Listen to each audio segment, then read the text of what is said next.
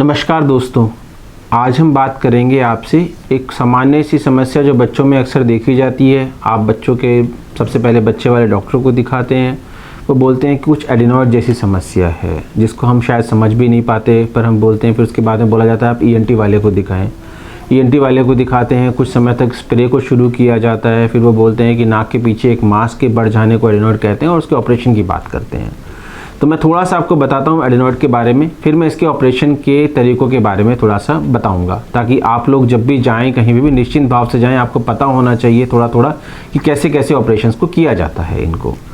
तो जो एडिनॉइड्स होते हैं, जैसे हम सबको पता है गले में टॉन्सिल्स होते हैं, उसी तरीके की चीज़ें होती हैं जो नाक के पीछे अंगूर के गुच्छे जैसी आ जाती हैं।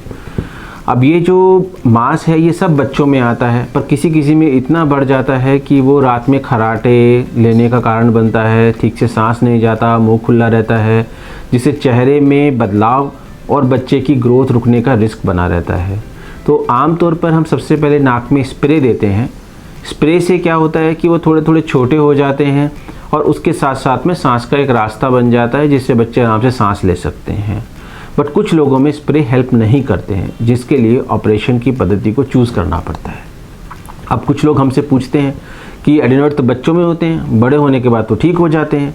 पर आपको ये समझना पड़ेगा जो नुकसान वो बचपन में कर गए वो आप कभी भरपाई नहीं कर पाएंगे। सपोज़ कीजिए अगर बच्चे की आपकी ग्रोथ रुक गई तो वो तो हमेशा के लिए रुक गई, चाहे एडिनॉइड छोटे भी हो गए, पर बच्चा तो नहीं बड़ा होगा उसके साथ साथ। जो दांत बाहर हो गए वो तो हमेशा के लिए हो गए। फिर आप 13 साल की उम्र में जाएंगे, बच्चे के कभी दांतों के अंदर वायरिंग करवाएंगे, साल 1.5 साल वो ट्रीटमेंट करवाएंगे, उतना ही खर्चा करेंगे, परेशानियां अलग। तो क्यों ना समय पर रहते समय से उसको ठीक किया जाए। अब एडिनॉइड करने के लिए एडिनॉइड में कोई चीर फाड़ का कोई रिस्क नहीं होता है। सबसे पहले आपको ये समझना पड़ेगा एडिनॉइड के ऑपरेशन अंदर से ही किए जाते हैं, दूरबीन के द्वारा किए जाते हैं। कुछ लोग इसको क्यूरेट से करते हैं। क्यूरेट एक तरीके का इंस्ट्रूमेंट होता है जिसको मुंह में लटकाया जाता है और उससे निकाल दिया जाता है, पर उससे पूरे निकलने के चांसेस थोड़े से कम होते हैं। उसके बाद में एक और दूसरा इंस्ट्रूमेंट होता है जिसको हम लोग कहते हैं डिब्राइडर। डिब्राइडर क्या होता है, उसको काटता रहता है और उसको सक करता रहता है, खींचता रहता है, पर उसमें ब्लीडिंग थोड़ी सी ज़्यादा रहती है। फिर तीसरा जो सबसे अच्छा तरीका है जो आजकल हम करते हैं वो है कोबुलेशन से। कोबुलेशन पानी के माध्यम से ऑपरेट करता है।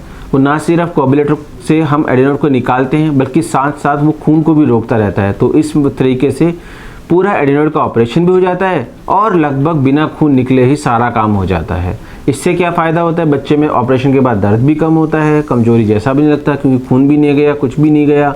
जल्दी जल्दी हम नॉर्मल खाना शुरू कर देते हैं। और एडिनॉइड की एक बड़ी खास बात है मित्रों कि इसके बाद में कोई दर्द नहीं होता है। बच्चा 3-4 दिन के बाद में दोबारा स्कूल जाना शुरू कर सकता है।